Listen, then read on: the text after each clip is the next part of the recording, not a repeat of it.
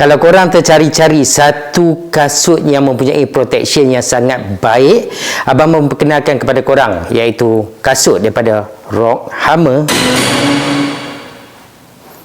So guys, kalau kita tengok kasut daripada Rock Hammer ni, dia high protection footwear, yang mana memang kalau dari segi material yang dia gunakan ni, abang boleh katakan 100% kulit, tapi memang almost hampir dah synthetic leather dia ni.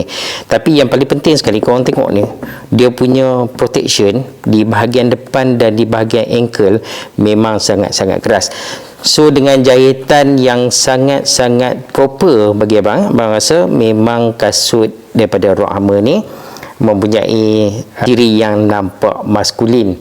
Letak dekat sini genuine Goodyear valve construction, yang mana cara dia buat kasut ni memang sesuai lah guna untuk gunaan safety lah. Kalau kita tengok pun logo dekat bawah ni, dia letak pun nampak tu macam orang yang tengah pegang hammer dekat kata batu kan.